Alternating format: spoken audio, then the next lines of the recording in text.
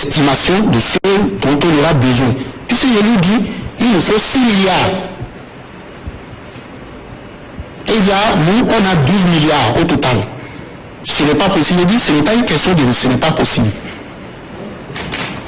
Les approbations qui ont été autorisées en termes de marché pour apurer ces marchés-là, il s'agit des imprimeurs que nous n'avons pas encore payés pour 240 millions, les opérateurs technologiques pour 1,130 milliard, ça fait 1,370 milliard.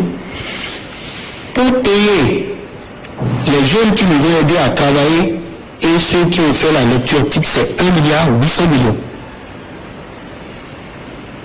Ça veut dire quoi? Il faut 3,2 milliards là. Et je lui ai suggéré, et il ne m'a pas écouté, et c'est cela qu'il a fini par faire. Je lui ai suggéré de débloquer immédiatement 2,5 milliards. Parce que si on ne paye pas les clients publics, si on ne paye pas les jeunes, c'est ça qui nous permet de préparer. Sans compter que la prochaine opération va nécessiter autant d'affichage que la dernière fois. On a affiché partout, il y a eu des imprimés. On déploie le personnel, on a utilisé au bas mot environ 40 000 personnes. Donc, je l'ai suggéré de donner cet argent pour qu'on puisse aller. Mais ils étaient dans une logique de ne rien donner, puisque le constat est là, la mission n'est pas terminée. Et, fort heureusement, nous l'avons bénéficié. Et je dis bien, une chose est de dire que nous avons l'argent, d'autre chose est de faciliter la disponibilité effective de l'argent. L'argent est sur le compte, vous émettez un chèque, les gens ne peuvent pas payer. Le chèque est payable à vue. Le chèque est payable à vue. Bon, maintenant, le problème, lorsqu'il dit qu'il n'a pas de budget, j'ai déjà expliqué, la responsabilité leur est imputable. Et les niveaux des indemnités que nous avons mises là, c'est le référentiel, c'est ce que les gens de CPS ont eu. C'est le référentiel. Mais l'autre chose, vous ne pouvez pas avoir demandé 3 milliards et demi le 15 juillet 2013. On a attendu 3 mois, soit le 14 octobre 2013, pour dire l'argent est en route. Entre le moment où on a dit l'argent est en route, les 3 milliards 5, c'est seulement 500 millions qui ont mis un mois pour venir, le 19 novembre. Et quand on fait le point, on a mis environ 6 mois et demi pour nous donner 3 milliards et demi. Conséquence, une opération qui doit durer 7 mois et qui est faute de disponibilité de ressources, parce que la paix est là. La manière, le rythme avec lequel on a mis l'argent conditionne le rythme, la célérité. C'est clair et c'est irréfutable. Moi, je ne suis pas là pour faire la langue de bois. Et quand on a fait ça, il ne faut pas dire que la faute est imputable aux autres. Bon, je suis heureux qu'ils se soient ravisés et je remercie que les ressources sont annoncées. Il m'a promis au téléphone qu'il prendrait les dispositions pour que nos prestataires ne souffrent pas. C'est inexplicable. Un prestataire ne peut pas être bénéficiaire d'un chèque du trésor et se faire payer s'il ne va pas faire les flamalettes 2 semaines, 3 semaines. C'est pas possible. Donc, je l'invite à aller regarder dans sa maison et je l'invite à rendre disponible l'argent. En réalité, c'est ça. Si des banques ont dans leur tiroir des chèques du trésor qui sont impayés, il faut qu'ils les payent. Il sait de quoi il s'agit. Il sait de quoi il parle. Il faut qu'ils les payent. Pour faciliter que les banques continuent de payer les chèques sur le trésor, il faut qu'ils payent les banques. Sinon, c'est préjudiciable à l'économie. Donc, ce n'est pas normal qu'on fasse des campagnes d'évangélisation politique contre une institution qui lui laisse faire un travail dont dépend la paix. Nous ne sommes pas là, je vous assure, moi, j'ai les yeux rouges, comme l'a dit le président, mais je dois être avec mes électeurs. Moi, je suis politique désormais. Et à cette heure-ci, je vous assure, ce n'est pas de gaieté de cœur que nous est là. Maintenant, il est important que le peuple béninois sache que nous faisons un bon travail. Parce que avant, en l'absence d'une loi qui est précisée, qui a redéfini les unités administratives, en l'absence d'une loi qui a fixé les centres de vote, au lieu de faire les élections, chaque fois, on pouvait constater des villages administratifs, des villages fictifs, des bureaux fictifs. Et c'est tout ça qui a amené des histoires. Donc on n'aurait pas pu aborder la correction de la LEPI s'il n'y avait pas eu les deux réformes législatives majeures. Donc c'est extrêmement important de le savoir. Aujourd'hui, nous sommes engagés dans un processus de correction sécurisé. Pourquoi? D'abord parce que dans le processus de traitement, les imprimés qui ont été utilisés pour collecter les informations sur les citoyens, c'est des imprimés paramétrés par rapport au scanner que nous avons. Donc on a évité de poster des agents de saisie qui pourraient se voir glisser des listes par derrière et de saisir aussi du n'importe quoi. La deuxième chose, nous avons utilisé la lecture automatique des documents, ce qui donne une traçabilité parfaite, c'est-à-dire un archivage électronique de tous ces imprimés. La troisième chose, la loi nous a obligés à faire le relevé des coordonnées géographiques de tous les centres de vote sur toute l'étendue du territoire. Et on connaît précisément où ces centres de vote existent. Et chaque citoyen peut savoir, bien avant d'aller aux élections, où il peut aller voter. Et ces centres sont codifiés, ce qui n'était pas le cas avant. Ça veut dire qu'il y a un numéro, un code pour chaque centre qui permet de savoir de quel village ou quartier il dépend, de quel arrondissement il dépend, de quelle commune et de quel département il dépend. Ensuite, contrairement à la dernière fois, les citoyens étaient arrivés sur l'arrondissement. On ne peut pas faire les élections, et c'est là où il faut préciser que la correction de la LEPI est indispensable. Ce que la Cour constitutionnelle a dit là, elle ne l'a pas dit en l'air. On ne peut pas faire les élections de proximité si on ne vient pas à arriver l'individu sur son centre de vote. Parce que la dernière fois, des gens qui sont dans un village, ressortissants d'un village, ont vu leur nom loin dans un autre village du même arrondissement. Donc, ces corrections-là sont en cours. Et actuellement, on est dans un processus de contrôle de qualité. Avant maintenant d'aller sur le terrain. Et si on y va, l'occasion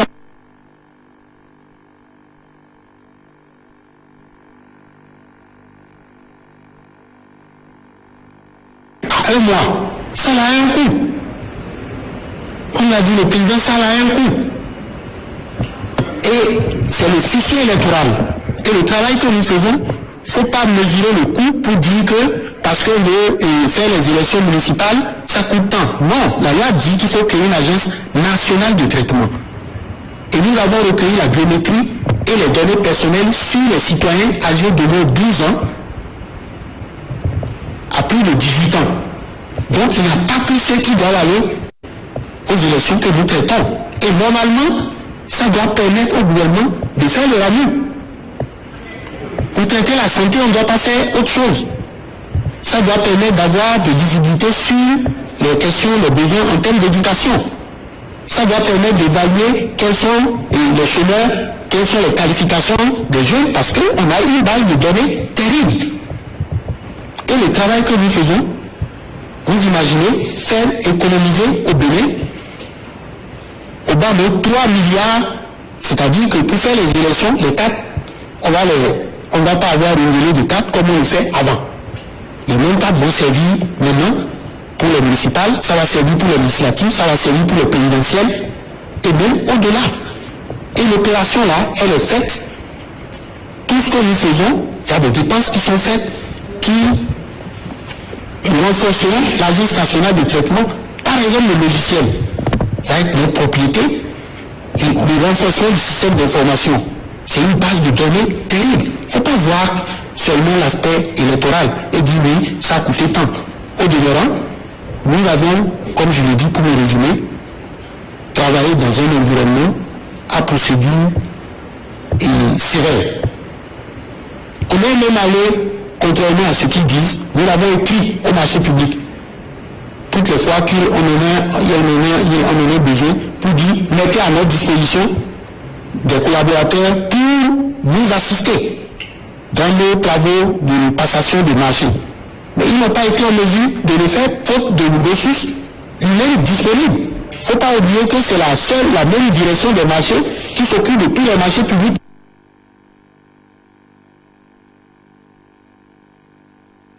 Pas que la campagne d'évangélisation politique continue à la manière dont le dit, et je dis le ministre d'État, c'est pas normal. Il faut être responsable. Maintenant, je constate que le gouvernement n'a plus attendu de savoir comment on a utilisé l'argent. Le gouvernement n'a plus attendu d'avoir le rapport de 16 inspecteurs pour cerner et de combien on a besoin, contrairement à ce qu'ils ont avant de décaisser. Et je confirme, donc, ça m'amène à déduire que il lui fallu la sortie médiatique du président Adrien Oudédi pour que le gouvernement sorte de lui-même. Sinon, ce n'est pas possible qu'on ait fait une communication une communication le 15 juillet 2013, qu'on ait attendu environ 7 mois pour nous décaisser 3,5 milliards, qu'on ait introduit une communication le 7 avril pour 6 milliards, qu'on ait attendu 2 mois après qu'on ait revendiqué pour nous donner 2 milliards, le 3 janvier, le 3 juin plutôt, et que pour nous donner de l'argent, on nous oblige à faire une autre communication, laquelle on a présentée le 6 août, et c'est quand on est allé voir le ministre des Finances, après lui avoir parlé, lui-même, il a fait décaisser 500 millions. Et maintenant, on nous donne 2 milliards. Mais je souhaiterais que vraiment l'argent qui va être décaissé là ne soit pas un simple jeu d'écriture, et que si nous émettons le chèque aux prestataires, qu'on leur évite d'avoir à aller voir à 6 semaines avant d'être payé. Et nous, dans ce processus-là, notre image est engagée. Moi, je suis jeune. J'ai la vie devant moi, je n'ai pas intérêt à faire des choses malencontreuses. J'ai été contrôleur général de banque à 34 ans. Et je suis un haut fonctionnaire international avant d'avoir des fonctions politiques. Et c'est une chance pour moi d'avoir à donner de ma contribution pour contribuer à ce qui est une paix durable. Donc je voudrais rassurer tous nos compatriotes que nous faisons la correction. Et il faut se préoccuper déjà, en principe, il y a 8000 centres de route. En moyenne, un centre de route, c'est normalement entre 1 et 10 bureaux. En moyenne, il faut 2 bureaux par centre de route. Ça veut dire qu'il faut 16 000. Et la question, c'est de se préoccuper, est-ce qu'on a 16 000 au moins? C'est pas possible. Et les isoloirs. Maintenant, ceux qui doivent animer le bureau, si c'est toi, il faut déjà commencer par les identifier. 3 fois 16 au bas mot, ça fait 48. Et de la majorité, ça fait 48 000 personnes à identifier et à former. Il y a 546 arrondissements. Pour la coordination d'arrondissement, il faut identifier les coordonnateurs, il faut identifier la taille. Si c'est 5, c'est au moins environ 2700 personnes qu'il faut déjà identifier. Donc, je laisse aux uns et aux autres de voir que ce n'est pas aujourd'hui que c'est maintenant que la Sénat vient de recevoir 500 millions. Et la Sénat ne dispose pas encore de règlements financiers. Et nous, il a fallu attendre 6 mois pour avoir les règlements financiers. Donc, franchement, pourquoi c'est maintenant? Ils étaient là, ils n'étaient pas installés. Parce qu'en réalité, tout le monde sait parler. Et il vaut mieux arrêter la polémique, arrêter l'évangélisation politique contre le COSLEPI et se préoccuper. Mais je suis d'accord, le président de la République a abordé un aspect lié à la cherté des élections. Mais je voudrais faire constater que la classe politique est consciente. La preuve, c'est nous qui avons voté le code électoral, la loi qui a fait réduire la taille de la Sénat, qui a prévu une Sénat permanente. Avant la Sénat, c'était 17.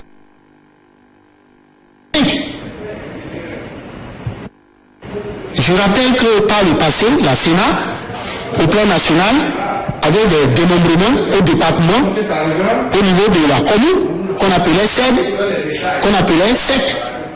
Mais c'est nous qui avons déjà supprimé ça, à travers la loi. Donc il faut reconnaître ça. Donc ce que le président et la préoccupation du président, il serait juste de reconnaître que, à travers la loi que nous avons fait, le code électoral, nous avons déjà anticipé. Nous avons anticipé. Et on ne peut pas dire, puisque là maintenant c'est la coordination d'arrondissement qui va fonctionner. On s'est préoccupé de la sécurisation. Et vous voyez, avant, c'était les députés qui désignaient ceux qui doivent rester au niveau des bureaux de vote. Ceux qui auraient pu rester au niveau de la coordination d'arrondissement. Nous nous sommes dégagés pour rendre le caractère autonome pour dire à la Sénat. Mais il attire l'attention qu'ils doivent se mettre au boulot. Mais je comprends qu'ils ne peuvent pas se mettre au boulot quand ils sont dans la rue. Donc je remercie les simplement qu'on considère que ce que je dis n'est pas une polémique de trop. Comme on parle de clarification, mais si on parle avec moi au téléphone ou à la télé pour dire oui, on a dit, il faut préciser le contexte. C'est ce que je voudrais souligner, il faut préciser. Si le ministre des Finances n'a pas de budget, c'est le gouvernement qui a décidé d'arrêter les dotations budgétaires. Le COSLEPI a rempli formellement ses obligations en soumettant régulièrement des budgets. Nous avons prévu nos opérations pour être terminées en 7 mois. Et je dis, c'est le rythme de décaissement de l'argent qui a fait que une opération qui doit durer en 7 mois, si ça dure 15 mois, les 8 autres mois là, le coût de structure là, les charges. Mais nous sommes conscients et nous réaffirmons notre attachement aux idéaux de paix, de renforcement de la démocratie. Et je voudrais indiquer que, connaissant mon grand frère, comme il le dit lui-même, donc il n'est pas capable d'empêcher d'organiser les élections, surtout dans un pays comme le Bénin. Non, c'est pas possible. C'est pas possible. Je crois qu'il est question que nous puissions aussi l'aider, à nous aider, et à la faveur du dialogue, de la communication. Ça, c'est un point fort du ministre. Par contre,